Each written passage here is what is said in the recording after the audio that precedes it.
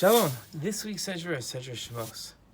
In King Solomon's work Kohelet, the verse "Remember your creators in the days of your youth, before the days of old age and feebleness," is used to teach many lessons. The most well-known and spread lesson is to be aware of God in our lives. This also happens to be a lesson that Moshe teaches Paroah in this week's Torah portion.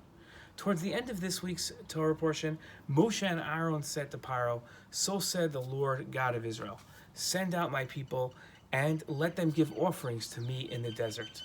Paroah said, "Who is the Lord that I should heed his voice to let the Jewish people out? I do not know the Lord, neither will I let the Jews out." They responded, "The God of Hebrews has come to us. Now let us go on a 3-day journey in the desert to offer sacrifices to the Lord our God, lest he strike us with a plague or with the sword."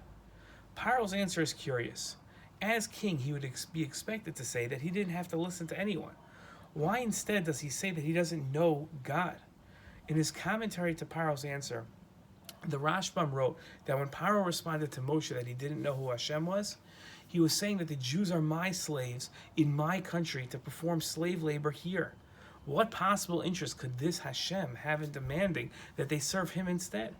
Moshe responded that the Jewish people are not Egyptians, but are originated in Mesopotamia across the Euphrates River, as their very name indicates. The Hebrew word for Jew is Ivri, meaning across the river.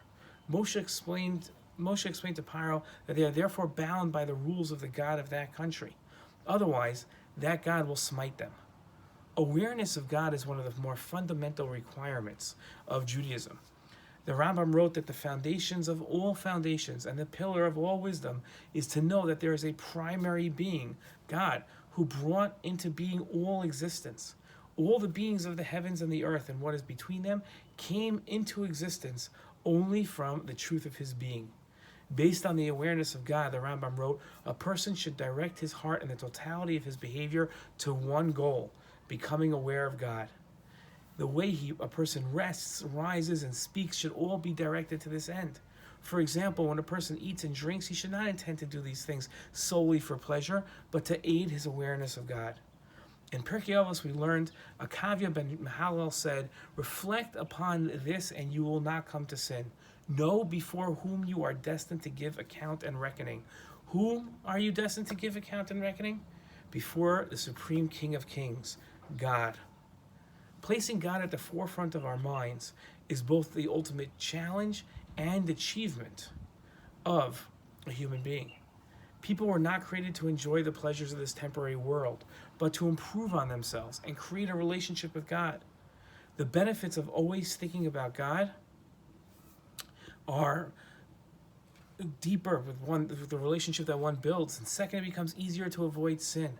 Paroah was lacking this awareness of God, and had he been aware of God, he would have let the Jews go. Shabbat Shalom.